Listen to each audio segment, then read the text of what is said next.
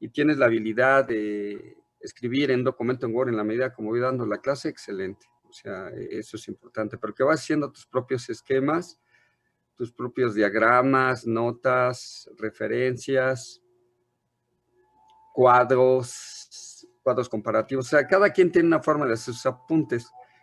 Como tú te organices, está bien. Ya las actividades, pues en Classroom, o yo ya les iré indicando cómo se las voy a ir solicitando. ¿De acuerdo? Sí, profe, gracias. Ok. Bien. Recuerdan que en la sesión anterior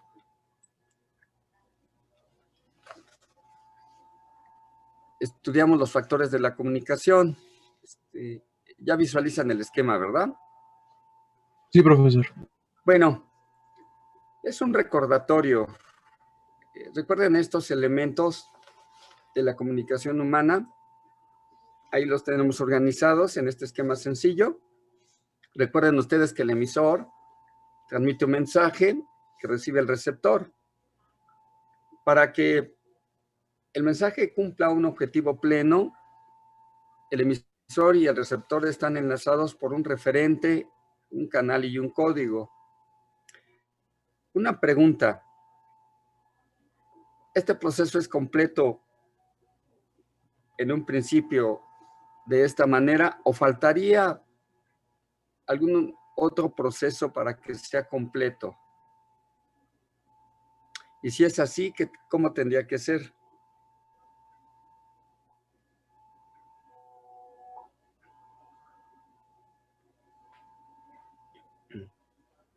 ¿Alguien tiene alguna idea?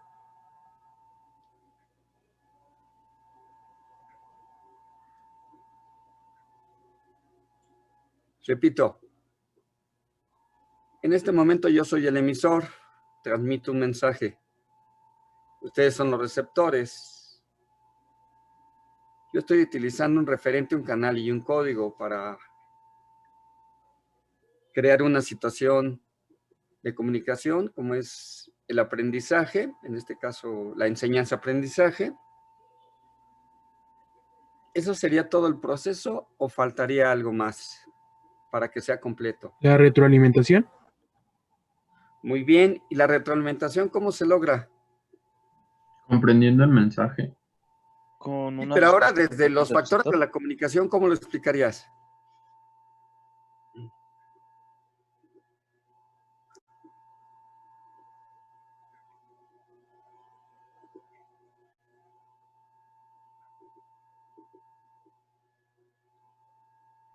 Recuerden en la definición de comunicación que el proceso comunicativo es dar y recibir.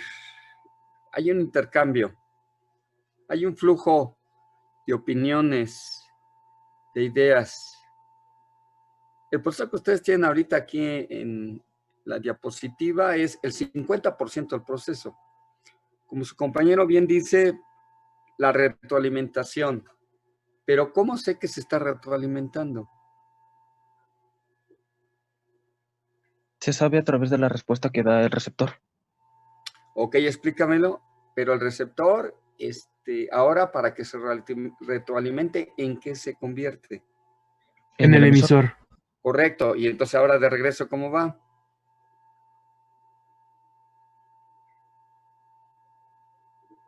¿Qué es lo que tiene que hacer ahora el receptor? Que se convierte en Vuelve emisor. emisor y se vuelve a repetir todo. Tiene que decodificar el código para generar una nueva respuesta. Pero, ok, pero ¿qué es lo que está enviando y a quién se lo envía? Está enviando un mensaje a través de un canal al receptor, al nuevo receptor. ¿Y ese Sería el nuevo anterior. receptor quién era previamente? El emisor. Ok. Y en ese sentido, entonces, se encuentra la relación entre el referente, el canal y el código. Ok, muy bien. ¿Alguna pregunta?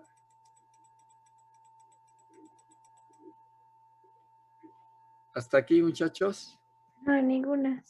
Muy bien.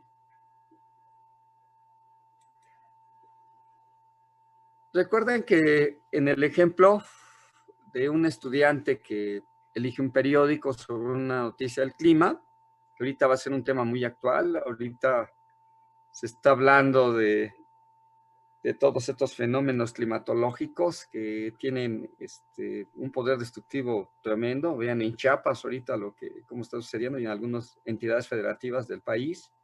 Entonces ahorita el periódico va a estar hablando mucho de estos fenómenos climatológicos. Es un tema que va a ser como tema de varios días. En ese sentido, recuerden que hemos creado un esquema como en este ejemplo.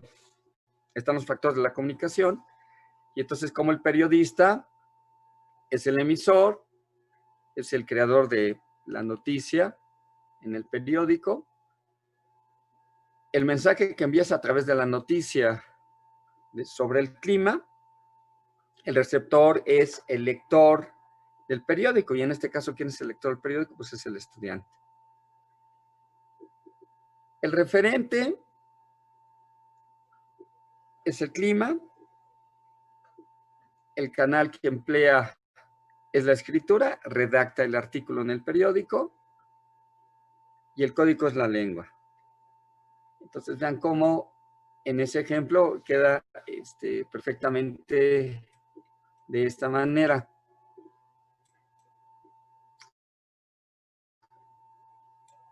Ahora bien, esta parte la vimos la clase pasada, creo que ya no, ¿verdad? No. No. No, ese ya no lo vimos. Ok, No, ya muy no. bien. Esto ya sería lo nuevo. Perfecto. Entonces, noten que en esta diapositiva hay 5 ejemplos de situaciones de comunicación. Una asamblea puede ser un ejemplo. Se reúne un grupo para esa reunión, desarrollan la comunicación, y entonces probablemente el propósito es llegar a ciertos resultados, resolver una problemática o proponer un proyecto o la solución sobre alguna situación. Nuestra clase de comunicación científica en este momento, así como todas las clases previas, son ejemplos de situaciones de comunicación. En nuestra clase estamos desarrollando la comunicación humana en el esquema que previamente analizamos. Ahí encontramos los elementos de cómo efectivamente hay una situación, hay una intención en un tema, que es la comunicación, hay un proceso de enseñanza-aprendizaje, ha habido ya una interacción entre preguntas o dudas, empieza a abrirse el proceso comunicativo.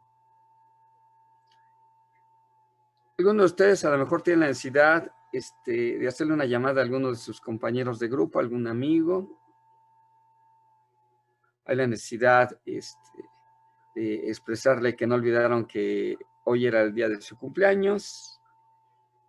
Ahí hay una situación de comunicación. ¿Cuál? Bueno, pues, felicitar al amigo, que se sienta bien, saludarlo, pasar un buen momento.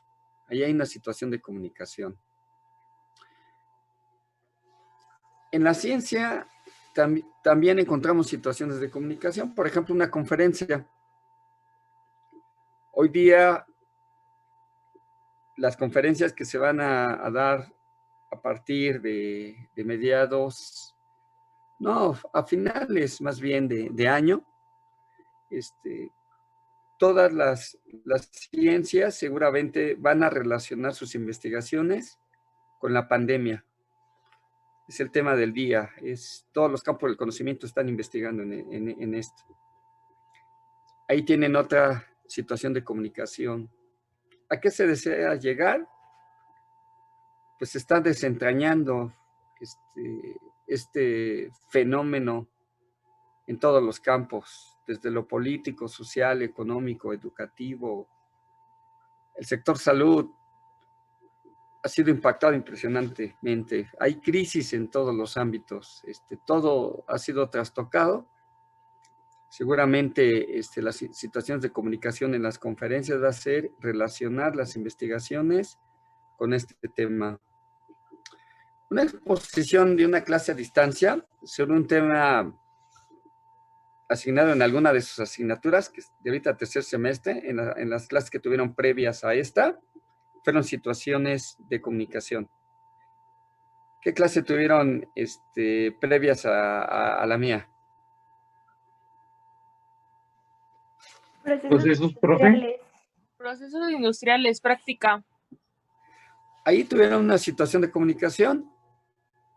Si Sí. ustedes analizan, me regreso al esquema, lo organizan en términos de los factores de la comunicación, encuentran que cabe perfectamente en este esquema y podían explicarlo desde el punto de vista del proceso de enseñanza-aprendizaje, desde el tema o subtemas que abordaron.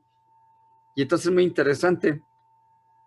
En la clase siguiente, les sugiero que mentalmente lo hagan como un ejercicio cuando les estén impartiendo la clase, ubiquen este esquema o ténganlo a la vista en su cuaderno y entonces relacionen y seguramente les va a ayudar a comprender mejor su clase.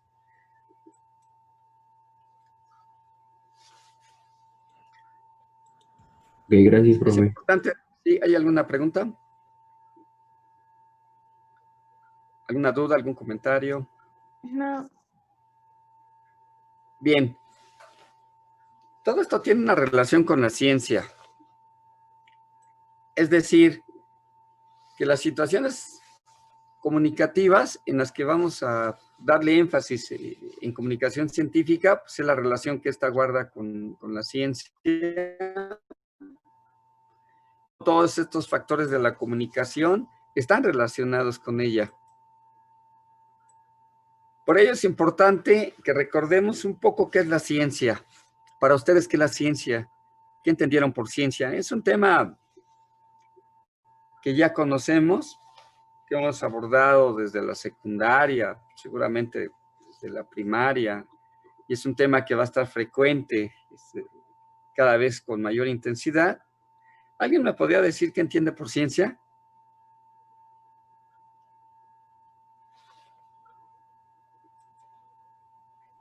Es algo que estudia otra cosa o fenómeno, ¿no? ¿Y qué es ese algo?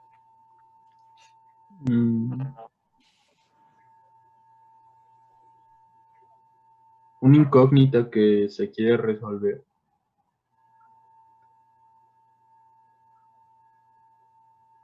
O más bien, la ciencia busca despejar incógnitas.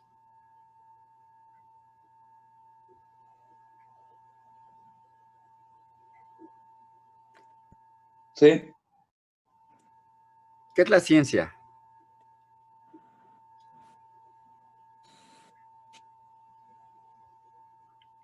Yo la puedo interpretar más como una herramienta de investigación. Bien, ya nos vamos acercando más. Una herramienta de investigación. Ok. ¿Alguien más tiene una definición? Según yo, profe, era todo lo que se hiciera o se investigara con el método científico. La ciencia hace uso del método científico. Son conocimientos de cualquier cosa, se puede hacer ciencia de la tecnología y eso, entonces son como que conocimientos, ¿no? Ok, entonces lo que tú acabas de expresar, Fátima, es que nos interesa el conocimiento, diversos conocimientos. Entonces les voy a ayudar un poquito. Si, por ejemplo, en matemáticas tenemos un tipo de conocimientos, en física también tenemos conocimientos. Incluso hay una relación entre la física y la matemática. Podemos hablar de conocimientos en historia, en geografía, en astronomía, etcétera. ¿Solo nos interesan los de matemáticas? ¿Solo nos interesan los de física? ¿O nos interesan todos?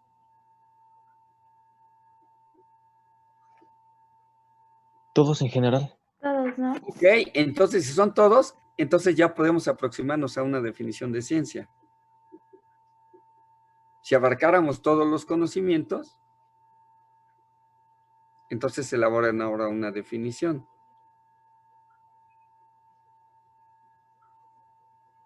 Hagan de cuenta que toman todos los conocimientos y los organizan en un solo paquete. Y entonces, ¿cómo podrían definir eso? Bueno, o sea, yo entiendo como ciencia, como la agrupación de todos los conocimientos sobre un tema y todas como las teorías a las que se han llegado para confirmar que es, o sea, la verdad de ese hecho, no sé. Ok, bueno, ya te aproximaste más, es decir, ya de alguna manera se visualiza que la ciencia abarca todos los conocimientos. Un sinónimo podría ser un conjunto de conocimientos, o como tú también lo has dicho, la ciencia tiene, como la comunicación científica, diferentes modos de ser definida, muy interesantes. La ciencia moderna está cambiando el punto de vista de este concepto de ciencia. Dejen comentarles algo. Antes de la pandemia, sabíamos muchas cosas más de las que hoy sabemos. Después de la pandemia nos damos cuenta que no sabemos mucho. Ni siquiera los científicos han logrado desentrañar plenamente qué está pasando con el COVID-19. En todos los campos del conocimiento están dudando de muchas cuestiones. Les pongo un ejemplo. Hay quienes dicen que el coronavirus tiene vida y hay otros que dicen que no. Y no lo han resuelto. Y hay un debate entre las comunidades científicas. Esto significa que van a crearse nuevas teorías. Mucho de lo que estamos aprendiendo ahorita en poco tiempo va a ser obsoleto. ¿Cómo la ven? De todo, ¿eh? Desde matemáticas, física, química, todo. O sea que tenemos que estar aprendiendo todo constantemente. No podemos quedarnos Sí, en efecto, esto quiere decir que la ciencia es dinámica, no es estática, va cambiando con el tiempo. Lo que estamos viviendo ahorita de la pandemia es el mejor ejemplo. Está moviendo todo. Se va a modificar muchas estructuras de todo. Y la ciencia no es la excepción. Sí, esto es de alguna manera fascinante, el cómo el conocimiento va a evolucionar. Y entonces pues, la ciencia moderna, la ciencia del futuro, se tiene que ir construyendo. Es dinámica, no es estática. Entonces, es un elemento muy importante que tenemos que tener en cuenta. Eso significa que en las conferencias se van a estar hablando de muchos aspectos que antes no se conocían o situaciones nuevas. Va a ser muy interesante. Lógicamente tiene que haber producción científica, nuevos artículos, nuevos textos.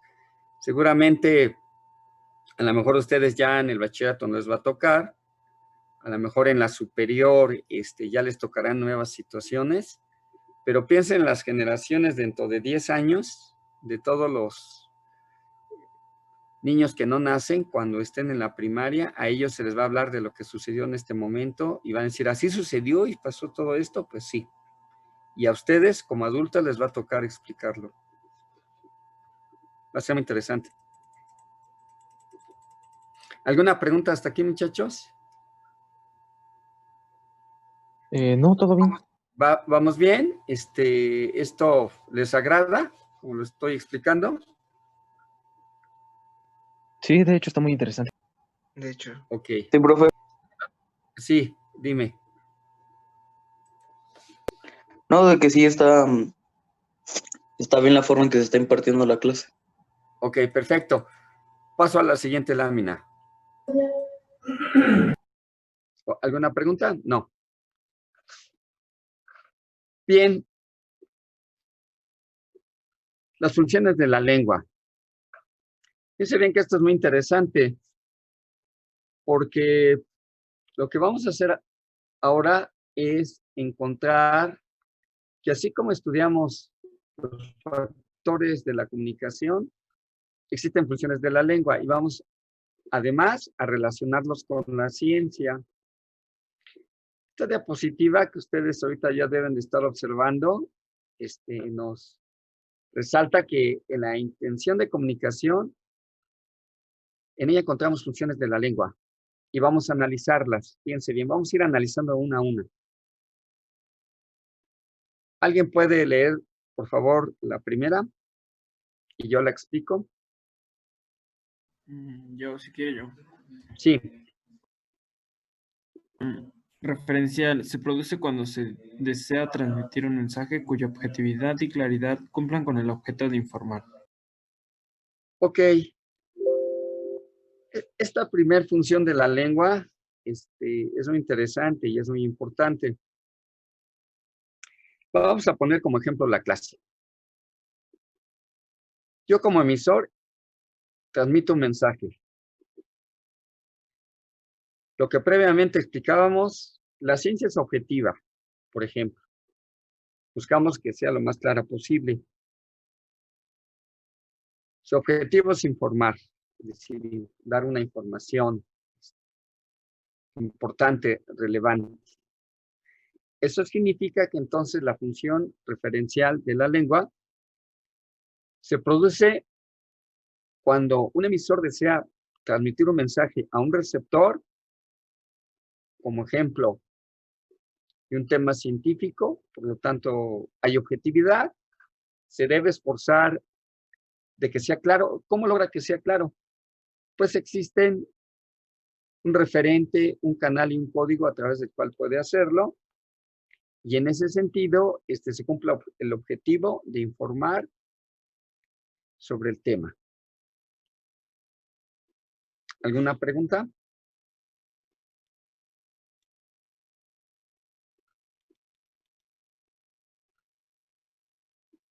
¿No? Ok. ¿Alguien desea leer la siguiente? ¿Es la referencial, profe? La referencial fue la que expliqué en este momento. Entonces emotiva o sintomática se produce cuando la lengua refleja la expresión de emociones o características personales del hablante. Esta función es muy interesante porque nos permite contar una relación con expresión oral y escrita. ¿Por qué? Porque ustedes llevan 2 unidades de aprendizaje en donde estudiaron textos literarios, y en estos textos literarios, como ejemplo, la poesía, la novela, como ejemplos, en ellas encontramos que quien le gusta la poesía regularmente se emociona por ella, la escribe o la lee, tiene algún poeta que le interesa la novela. En este semestre, varios de mis alumnos me han expresado que la manera como se han ayudado para evitar el estrés es leyendo novela. Les fascina leer novela. La novela, por definición, es mucho contenido de ficción. Quien escribe la novela, el novelista, crea una historia de lo que él imagina o que le gustaría que sucediera, pero puede ser ficción. Tiene un poco de realidad, pero prácticamente la novela es ficción. Intenta en su lector provocar emociones, sensaciones. Eso es muy interesante. La poesía, a quien le gusta, también es un género fascinante. Esta función emotiva o sintomática, como lo llaman otros lingüistas, la lengua refleja esas expresiones de emoción y es muy interesante.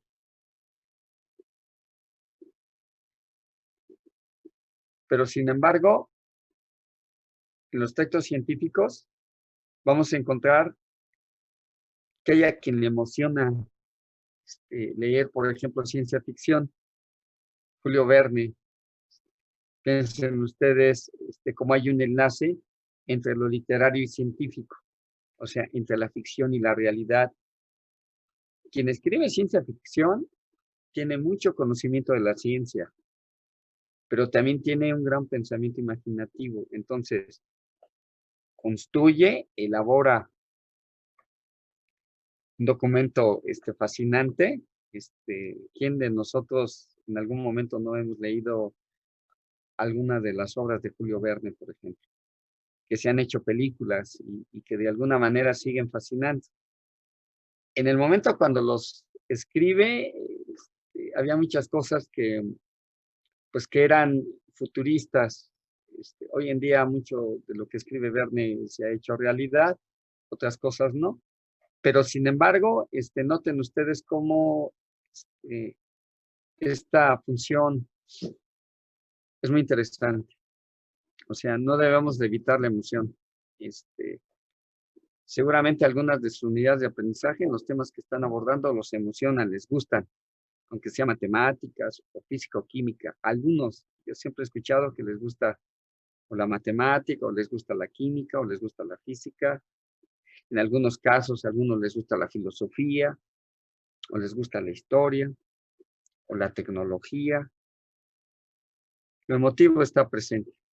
Eso significa entonces que la subjetividad es fundamental. No solo está presente la objetividad, sino también la subjetividad. La subjetividad tiene rostro humano. ¿Qué quiero decir? Cómo nos sentimos, cómo pensamos. Recuerden cuando iniciamos el semestre, en la primera sesión le di mucho tiempo a algo que le llamamos sensibilización. Precisamente era activar esta función de la lengua, las emociones. ¿Para qué? Para descubrir que en este tiempo tan difícil de confinamiento, que fue obligatorio, no fue voluntario, por eso ha sido muy duro. Añoramos los espacios en los que estuvimos antes. Ahorita, Fátima, a lo mejor recuerdas cuando varias veces llegaba yo al salón y les preguntaba, ¿quieren bajar al patio? Sí, profe, y bajábamos al patio. ¿Recuerdas esos momentos? Cuando bajábamos al patio, nos sentábamos. Y ¿Qué cuando nos sentían? la purificadora. ¿Sí recuerdas eso? Sí, ¿Lo extrañas? sí, honestamente sí. Extraño salir. Pero salir del salón de clase y no solo estar ahí, imagínense que ahorita pudiéramos tener una clase y no estuviéramos sentados aquí en la computadora, sino que pudiéramos tener un encuentro y tener la clase en un auditorio o en un parque, eso sería fascinante. Entonces, esta función de la lengua nos permite llegar a estos aspectos. En cualquier momento, el sistema nos va a expulsar y entonces recuerden que retornamos.